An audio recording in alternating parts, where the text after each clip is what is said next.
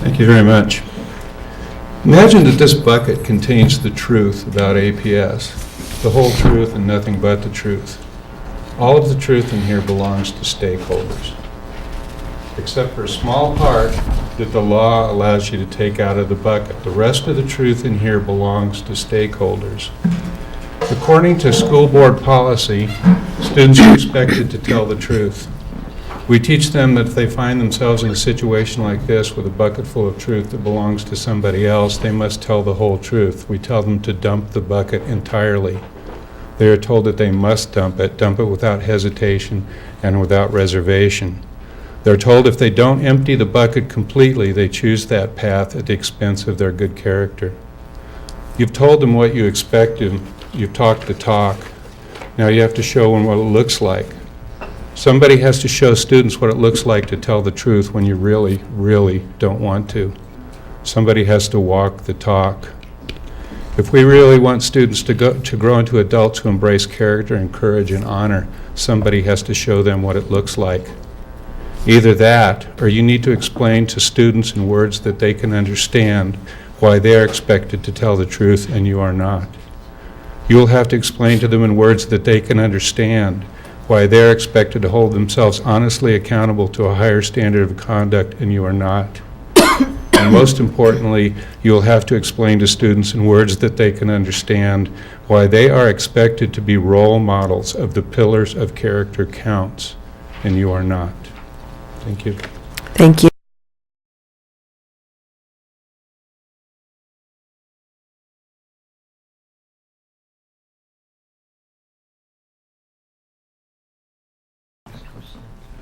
Good evening. I guess I'd like to begin by thanking the retiring board members for their service to their community.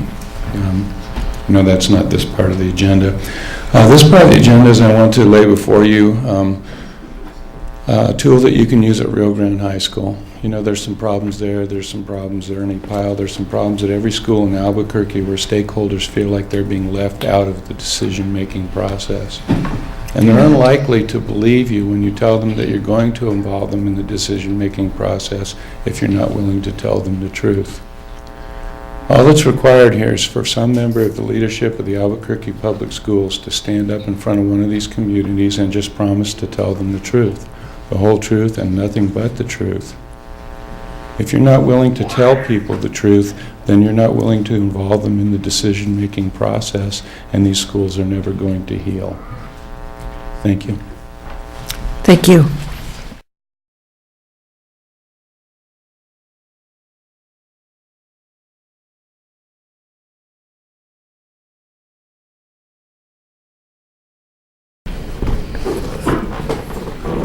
Two months ago, David Robbins placed administrative and executive role modeling of the student standards of conduct on the table for an open and honest discussion. 2 months later, there still has not been an open and honest discussion of standards and accountability. 2 months later, stakeholders still have been not told the truth.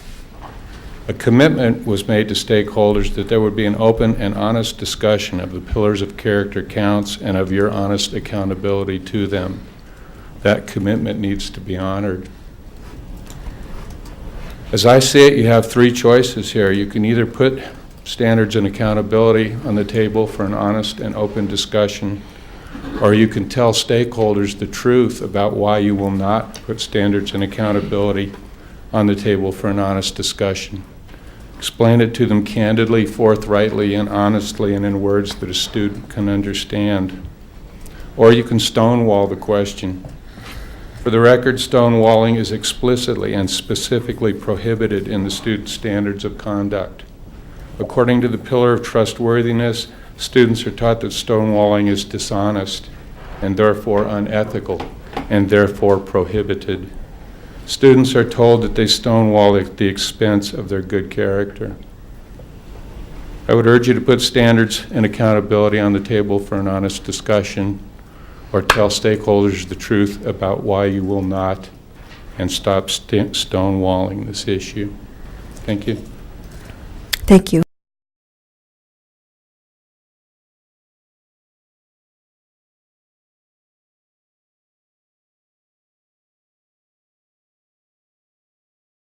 Madam Secretary, I'd like to exercise my right to speak to a specific agenda item. It would be 5A, Roman numeral 1. Thank you. Thank you. Yes, sir. Let's proceed to the next item on the agenda, which is item 5, special issues update on the Celebrate the 8 Goals 2 and 7. Before we have Ms. Armenta present on Goal 2, I believe we had Mr. McQuigg who wanted to make some public comments. I would actually like to follow her. I'd like you to come speak now. Would you mind explaining why? No. If you don't mind. Go ahead and you have your 2 minutes.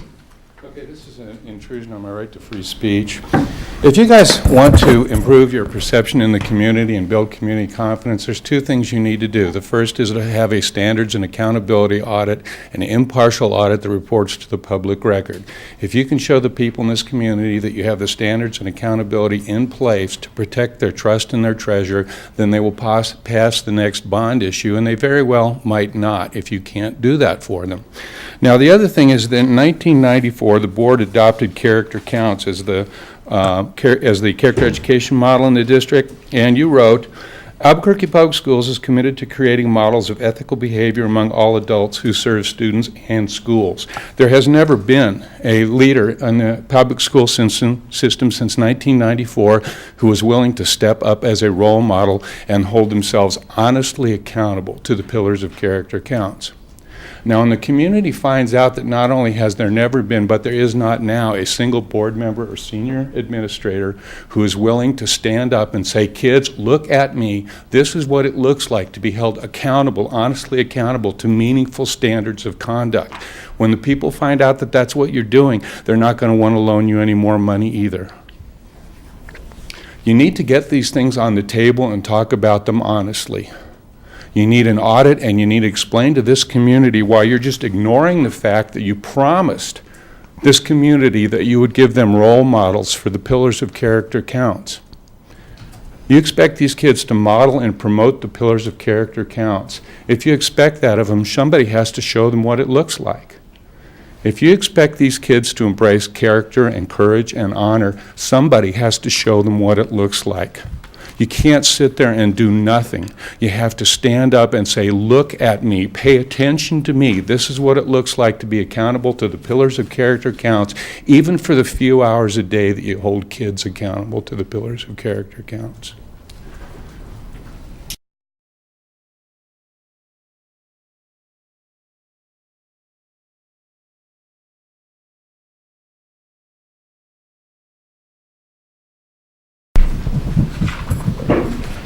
It's now been 10 weeks since role modeling of the student standards of conduct was put on the table for an open and honest discussion. 70 days later, and stakeholders still don't know the truth. 70 days is too long to have to wait for an honest answer to a legitimate question. In refusing to respond to a legitimate question candidly, forthrightly, and honestly, you're violating your own code of ethics. Your very first rule in your code of ethics says make education and the well-being of students the basis for all decision-making. How can deciding not to step up as role models of the student standard of conduct qualify as a decision made in the best interests of students? Your fourth rule says establish an open two-way communication process with students, staff, family, and all segments of the community. How can refusing to participate in an open and honest discussion about role modeling satisfy a need for a two-way communication? How can refusing to talk openly and honestly about a sorely needed audit before the bond issue election be considered two-way communication? You're stonewalling important questions. And finally, rule number 6 says accept responsibility and accountability for one's own actions and behaviors. How can you fulfill your obligation to accept responsibility and accountability by refusing to accept responsibility and accountability? Somebody else first wrote, no debt is too old for an honest man to pay. I would extrapolate that to no question is too old for an honest man to answer. If you want these kids to model and promote the pillars of character counts, somebody has to step up as a role model. If you want them to grow up to embrace character and courage and honor, somebody has to show them what it looks like. And it starts by ending the stonewalling on this question. Thank you.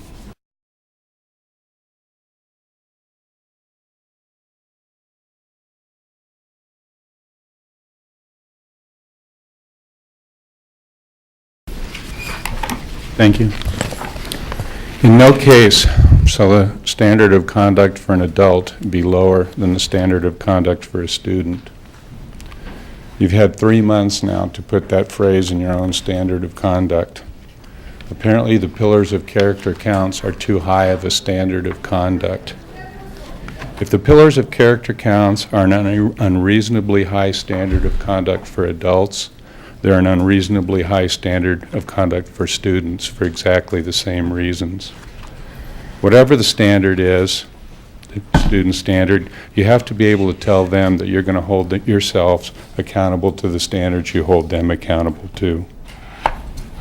There has to be a role modeling clause. It's obvious we need to lower our expectations for students.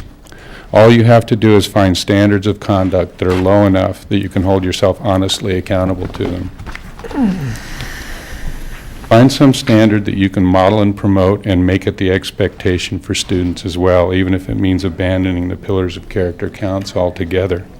Stop stonewalling. You are accountable as role models of the student standard of conduct, and until you lower that standard of conduct, you're accountable to a standard of conduct that prohibits stonewalling because it's dishonest, because it's unethical, because it's not telling the truth. Tell us the truth about the real standards of conduct for students and the real standards of conduct for yourselves. Thank you.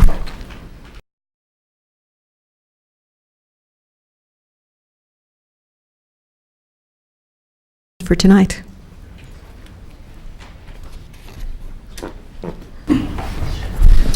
There's a bond issue election coming up in February, and you're going to ask voters to trust you with $650 million. Their trust lies in the belief that there is honest accountability to meaningful standards of conduct and competence in the administration of those tax dollars. There are a number of reasons to believe that there are not standards and accountability enough to protect the public interest. Governor Richardson has spoken of APS has earned statewide reputations for its lack of financial accountability. Mayor Chavez sees a lack of standards and accountability so profound that he proposes having school board members appointed by the mayor's office as the solution. There's evidence of felony criminal misconduct involving the APS Police Department and senior APS administrators that has never been surrendered to the district attorney's office, even after 2.5 years and after statutes of limitation have expired. Your own chief of police, while he was chief of police, said that if the truth ever gets out, there won't be a single senior APS administrator left standing. There has never been a single audit that has not had findings on standards and accountability. There has been an audit that reveals that audit findings are routinely ignored. There's been an audit finding that site administrators routinely falsify data on criminal activity at their schools. There's been an audit that revealed that administrative evaluations are subjective